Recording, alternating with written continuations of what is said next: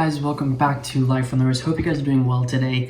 We're going to be looking at the Departures magazine. We have a new edition that we're going to be showing you guys.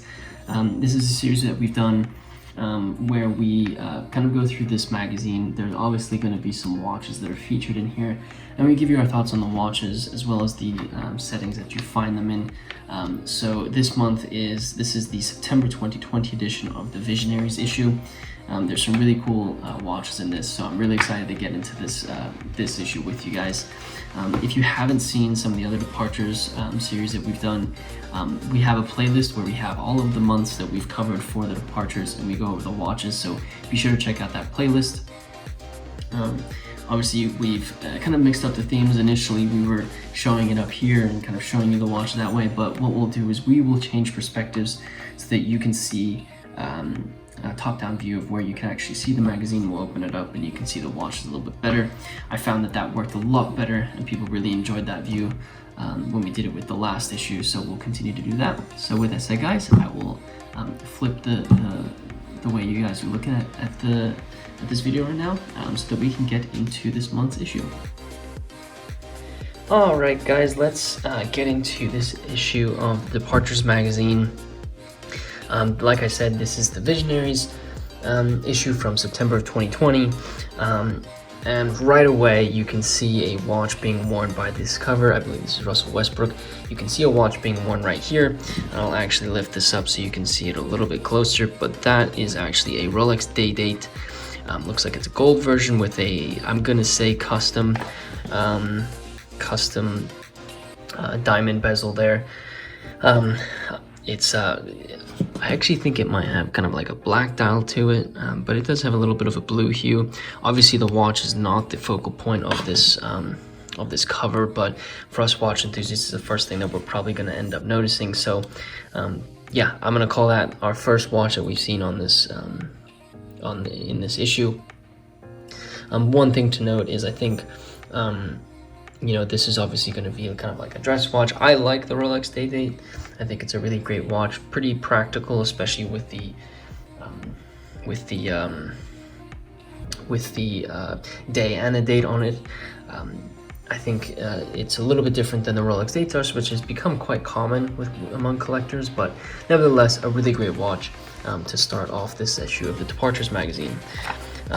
So obviously this magazine is really tailored to fashion, lifestyle, jewelry. That's kind of why we covered. So you can see this ad from Tiffany here for these Tiffany rings, some more fashion pieces here from Louis Vuitton, and then straight away we see this beautiful 2-page spread from Rolex about the GMT Master 2. So this is the red and I believe it's blue, dark blue. Red and dark blue bezel version of this. You can see a really great image over here up in the top right, a close-up kind of macro shot of the 6 o'clock with the GMT hand right here. Obviously you've got your superlative chronograph official certified. You can see kind of the grooved edges of the bezel with a kind of a world map, and another example of this here. Right up here you have the 3285 movement, which is hailed by a lot of Rolex collectors as one of the best movements in their modern line today. What I really like down here on this left corner here is this hashtag perpetual. It's kind of interesting to see things that from social media kind of come through into the space of watches, but a really great 2-page spread from Rolex, and a watch that's really coveted by a lot of people. I remember when I was we did a series. We're going to continue to do this series. We just haven't done it in a while, where we look at watches that we see in a Delta Lounge, and I actually saw a pilot wearing a GMT Master, and I thought that was just one of the coolest things to see. So really great 2-page spread here for Rolex. As we continue, you can see obviously a lot of fashion examples here. Brunello Cucinelli here. And obviously there's a lot of advertisements, but this magazine really does focus on travel. Really beautiful imagery there. As we continue, I know that I'm not going into too in-depth in these articles, but really my focus is on the watches. So if we continue through here, it is an old friend. It's another Richard Mille. This is the caliber RM 37. This time they have a dandelion with this really diamond encrusted Richard Mille here with the date right in the middle here with a black bracelet.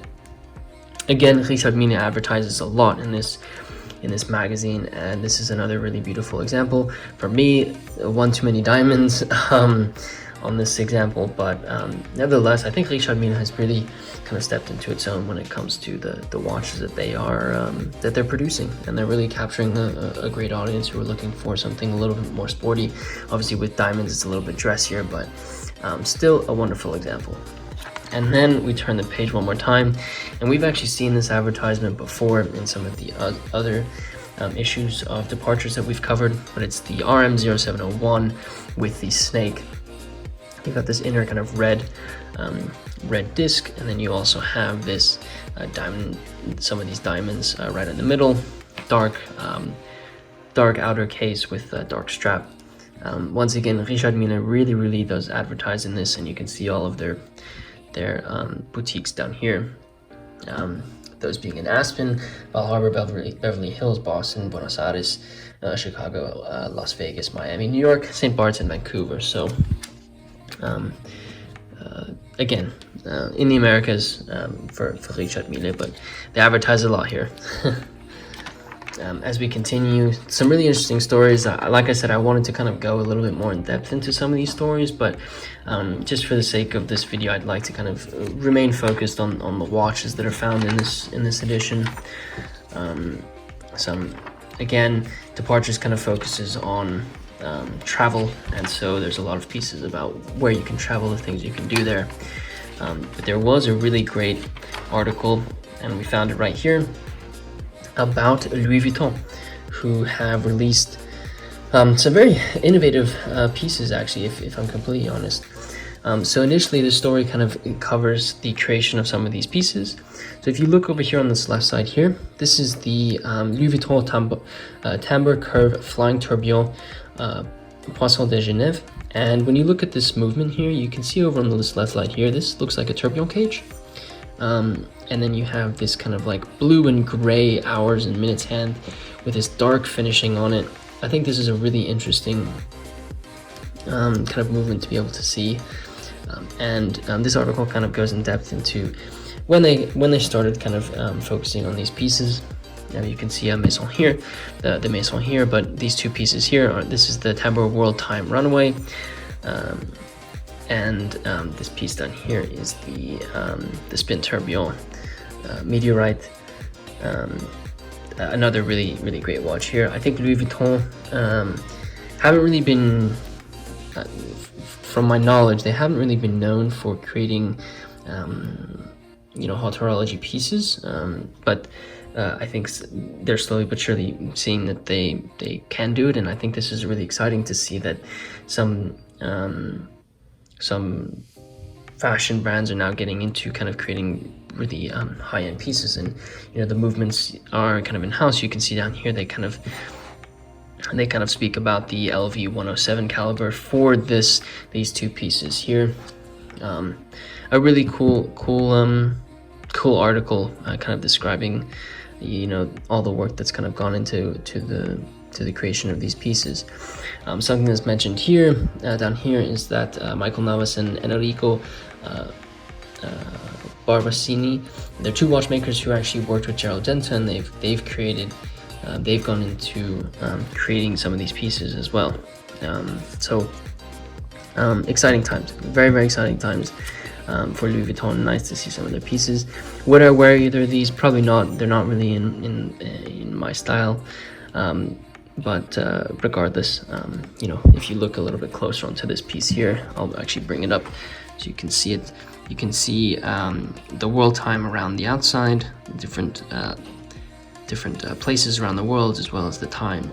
So not really my taste, like I said, but still very cool to see Louis Vuitton getting into it. This really caught my eye. This tourbillon cage and dark PVC finishing, and I think this is going to be your mainspring, but it definitely caught my eye. So a cool double spread with a really nice article written here.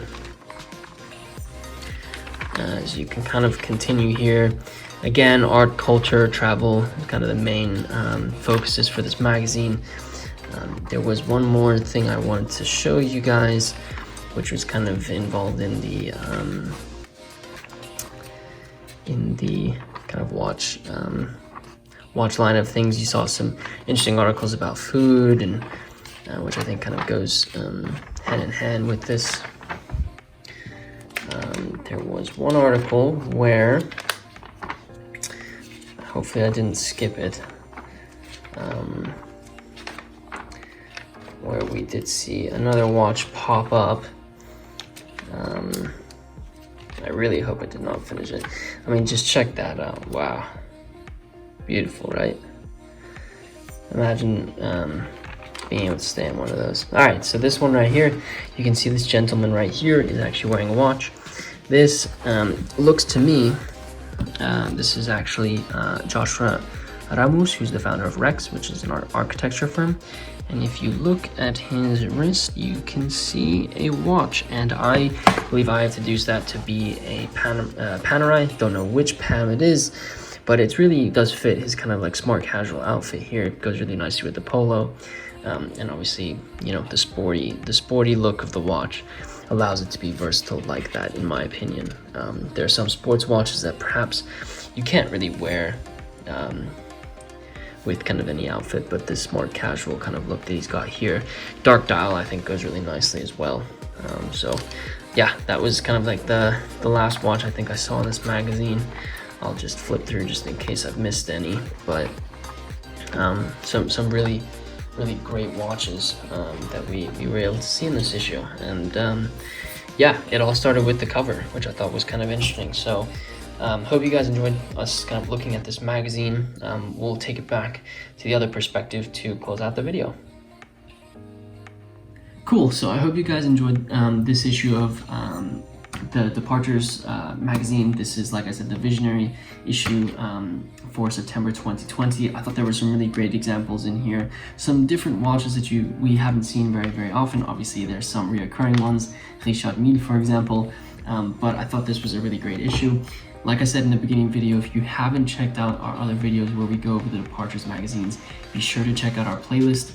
There's probably going to be some of the other the previous versions of these videos in the side panel, so check out the suggested videos on the side panel. And with that said, guys, I hope you enjoyed this video, and until next time.